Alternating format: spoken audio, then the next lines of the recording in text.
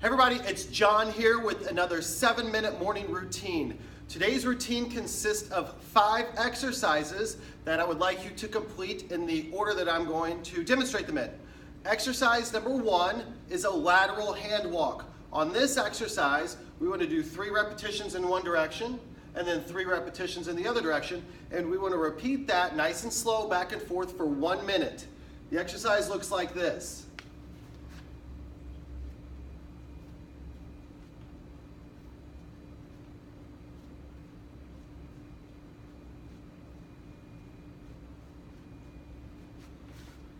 From there, our second exercise is a straight leg hip rocking. So what we want to do is we want one knee actually lined up outside of our hip with our other leg straight out to the side. So you should start to feel a pull on the inside of the thigh.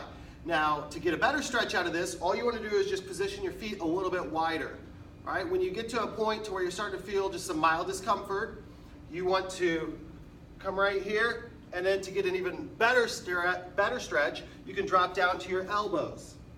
You can do that either way. From this position, what you're going to do is drop your butt back towards the wall behind you. You want to hold it for about 5 seconds and then rock forward.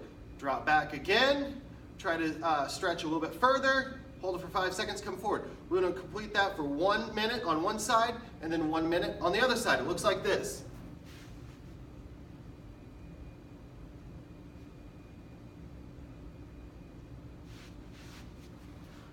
Once you get done with that, our third exercise is a pike.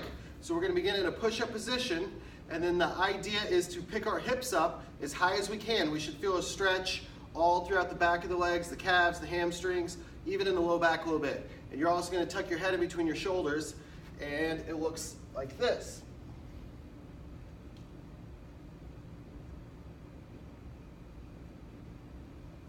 During that exercise, what I want you to think about is picking your hips up as high to the ceiling as you possibly can.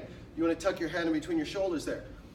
Now, what you don't want to do is when you drop back down to the bottom position, you don't want your back to round out at the bottom. So you want to keep yourself parallel with the floor, but not let your hips drop any lower. Our fourth exercise is what we call the controlled articular rotation of the hip. We're going to do this standing, so you want to position yourself where you've got something to hang on to, just help with your balance. You're going to bring your knee out in front of you, ideally above the hip. From here, without opening your hips up, you want to bring your knee out to the side while you're still facing forward. So bring your knee out to the side. When you get to a place where you can't go any further, you're going to rotate the hip back and around. You're going to bring the knee up, take it out. When you can't go any further, you're going to rotate at the hip, bring it back around. We're really trying to work through a full range of motion at this hip socket.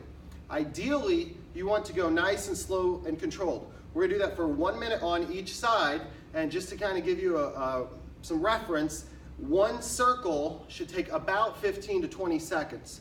So if you're doing 5 or 6 repetitions in a minute, you're probably going a little too fast. The fifth and final exercise is a toe touch. You're going to begin on one leg. I'm going to start with my left leg. You're going to take your opposite hand and reach down for the toe. So you want to be reaching across the body.